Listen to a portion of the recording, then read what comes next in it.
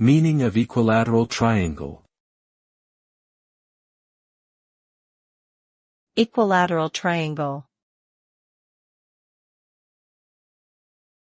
Equilateral triangle.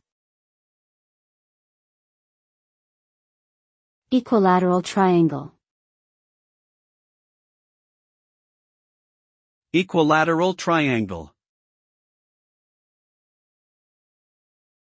An equilateral triangle is a type of triangle in which all three sides have equal length. It is also known as an equal-sided triangle.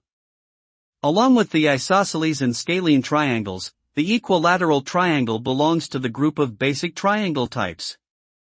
Due to its symmetry, an equilateral triangle has angles of 60 degrees at each vertex.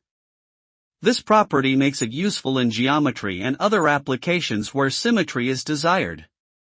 The equilateral triangle is also the only regular polygon with three sides.